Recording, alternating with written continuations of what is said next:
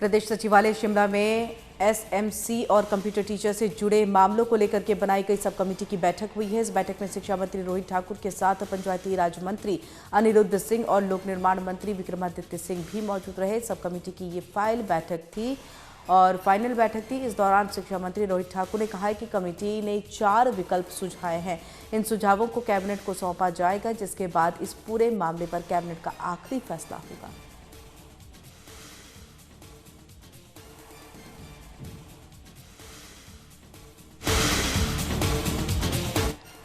कांग्रेस के राष्ट्रीय अध्यक्ष मल्लिकार्जुन खड़गे बहुत जल्द हिमाचल का दौरा कर सकते हैं। इसकी जानकारी कांग्रेस विधायक कुलदीप राठौर ने दी है। इसके साथ ही उन्होंने कहा कि हिमाचल में लोकसभा चुनाव के लिए कांग्रेस पूरी तरह से तैयार है। उन्होंने बताया कि हिमाचल प्रदेश में कांग्रेस की सरकार बनने के बाद प्रदेश और जनता के हित में कई बड़े फैसले लिए गए हैं।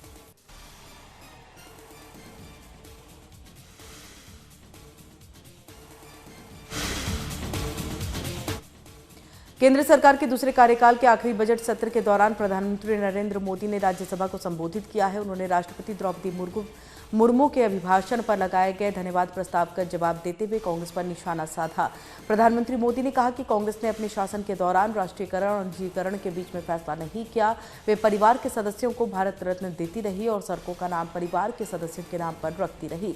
उन्होंने कहा कि जिस कांग्रेस को अपने नेताओं, अपने सिद्धांतों पर कोई गारंटी नहीं है, वो मोदी सरकार पर सवाल उठाती है। साथ ही प्रधानमंत्री मोदी ने कहा कि जिस कांग्रेस ने सत्ता के लालच में सरेआम लोकतंत्र का गला घोट दिया था।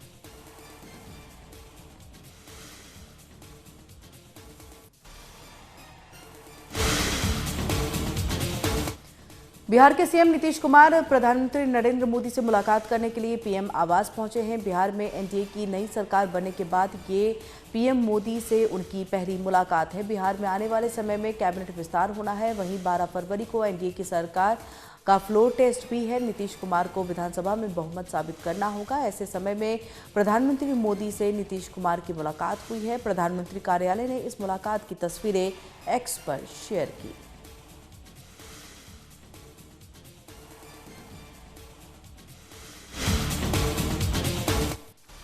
राष्ट्रपति द्रौपदी मुर्मू ने दिल्ली मेट्रो में सवारी की है। राष्ट्रपति मुर्मू मेट्रो से केंद्रीय सचिवालय पहुंची हैं। सफर के दौरान उन्होंने मेट्रो के अधिकारियों से कुछ सवाल भी पूछे हैं, जिसके बाद उच्च अधिकारियों ने राष्ट्रपति को मेट्रो के संचालन की जानकारी दी है। मेट्रो में राष्ट्रपति की सुरक्षा को लेकर के पुलिस प्रशासन हाई अलर्ट पर है। जिस कोच में राष्ट्रपति सफर कर रही थी, उसके चारों तरफ सुरक्षा कर्मियों की तैनाती थी।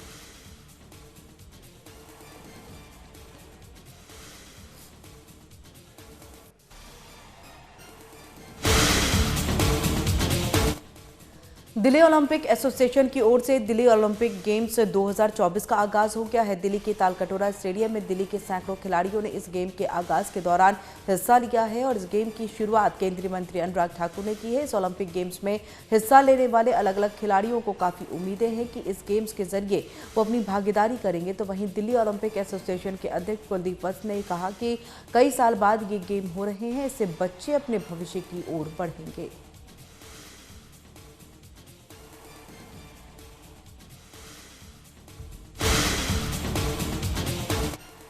दिल्ली में अकाली दल बादल सरना गुट को बड़ा झटका लगा है। 3 सदस्यों ने पार्टी छोड़कर कमेटी के अध्यक्ष हरमीत सिंह कालका और महासचिव सरदार जगदीप सिंह कहलूक की मौजूदगी में शिरोमणि अकाली दल दिल्ली स्टेट में शामिल हो गए हैं। हरमीत सिंह कालका ने शामिल होने पर सभी सदस्यों गुरप्रीत सिंह खन्ना, परमजीत सिंह खुराना और इंद्रप्रीत सिंह खोचर को पार्टी में स्वागत किया है और कहा कि लोग दिल्ली कमेटी की मौजूदा टीम के किए जा रहे धार्मिक, स्वास्थ्य और शिक्षा समेत अन्य क्षेत्रों में किए जा रहे कामों और मानवता के लिए निभाई जा रही सेवा के चलते पार्टी से जुड़ रहे हैं।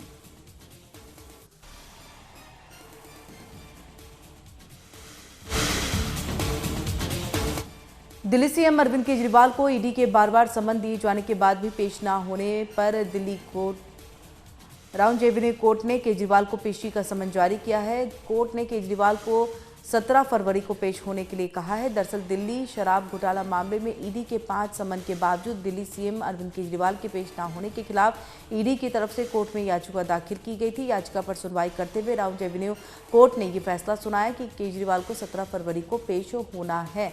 आपको बता दें कि शराब नीति घोटाला मामले में ईडी दिल्ली के सीएम अरविंद केजरीवाल से पूछताछ करना चाहती है। ईडी का तर्क है कि वे केस में केजरीवाल का बयान दर्ज करना चाहती है। इसको लेकर के केजरीवाल को 5 बार समन भी जारी किया जा चुका है।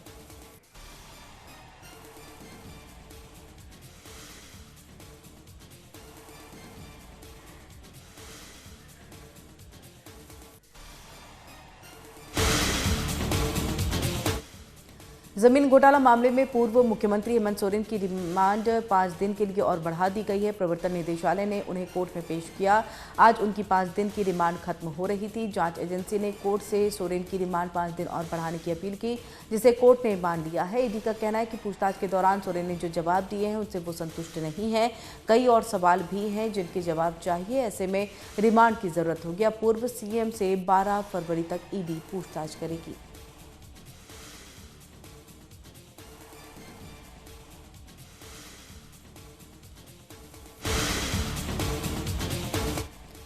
दिल्ली में गृह मंत्रालय की सुरक्षा में चूक का मामला सामने आया है। गृह मंत्रालय की सुरक्षा में तैनात जवानों ने एक व्यक्ति को गिरफ्तार किया है। पुलिस अधिकारियों ने बताया कि व्यक्ति फर्जी आईडी के जरिए गृह मंत्रालय में एंट्री की कोशिश कर रहा था, जिसके बाद चेकिंग के दौरान युवक को गिरफ्तार किया गया।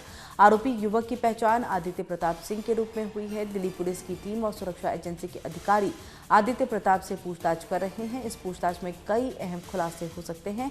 किसी मकसद से आरोपी आदित्य प्रताप सिंह गृह मंत्रालय में घुसने की योजना बना रहा था। आपको बता दें कि दिल्ली में बीते दिन मंगलवार को दिल्ली पुलिस की टीम ने लश्कर के आतंकी को गिरफ्तार किया था, जिसके बाद आज गृह मंत्रालय के बाहर से संदिग्ध की गिरफ्तारी के बाद सुरक्षा एजेंसी अलर्ट पर है।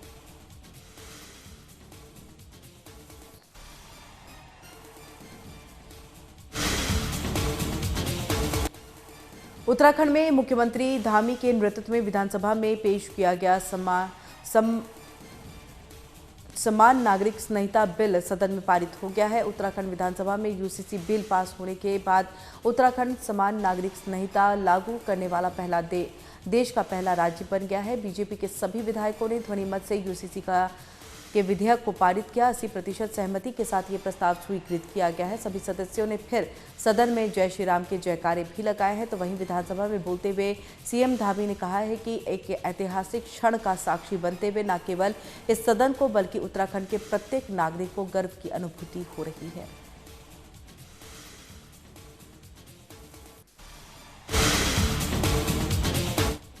प्रवर्तन निदेशालय ने मनी लॉन्ड्रिंग मामले में कांग्रेस और नेता और उत्तराखंड के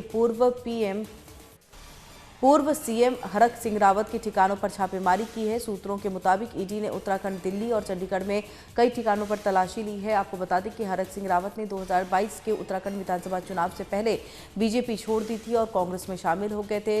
राज्य के वन मंत्री के रूप में रावत के कार्यकाल के दौरान रावत और उनके कुछ विभागीय अधिकारियों पर टाइगर सफारी परियोजना के तहत कॉर्बेट पार्क के पखरो रेंज में अवैध पेड़ काटने और निर्माण में शामिल होने से संबंधित गंभीर आरोप लगे हैं, जिसके लिए ये कार्रवाई की गई है।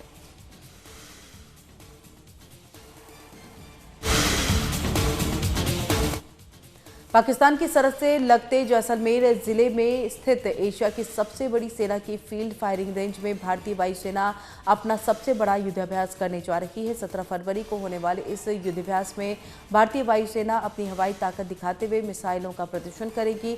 इसके लिए वायुसेना ने अपनी तैयारियों को अंतिम रूप देना शुरू कर दिया है। इस युद्धाभ्यास के दौरान भारतीय वायुसेना के कई लड़ाकू विमान शामिल होंगे और अपने अपने युद्ध कौशल का प्रदर्शन करेंगे।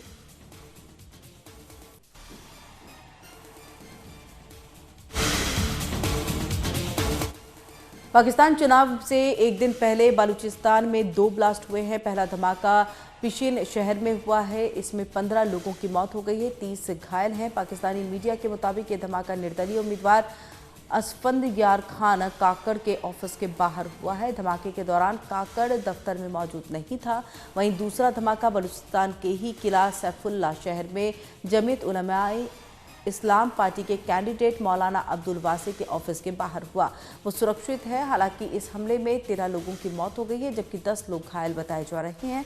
दोनों धमाकों में कुल 28 लोगों की मौत हो गई है।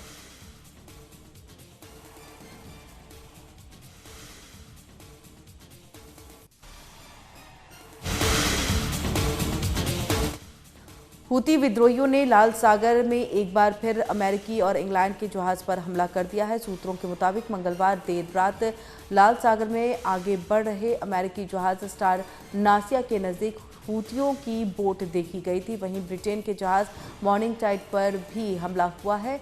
दोनों जहाज़ों पर कितने क्रू मेंबर सवार थे, इसकी जानकारी सामने नहीं आई है। अमेरिका और ब्रिटेन की सेना ने साथ मिलकर के शनिवार देर रात यमन पर हमला किया था।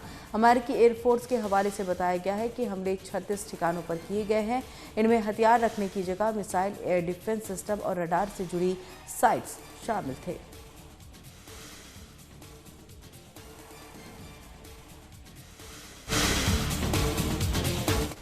तुर्की के शहर इस्तांबुल के मुख्य कोर्ट के बाहर 2 आतंकियों को मार गिराया गया है। ये हमलावर एक संस्था से जुड़े हुए थे और इन्हें ने कोर्ट के बाहर में सिक्योरिटी चेक पॉइंट पर हमला किया है, जिसमें एक व्यक्ति मारा गया था जबकि 5 घायल हो गए हैं। इन 2 आतंकियों में एक महिला और एक पुरुष था।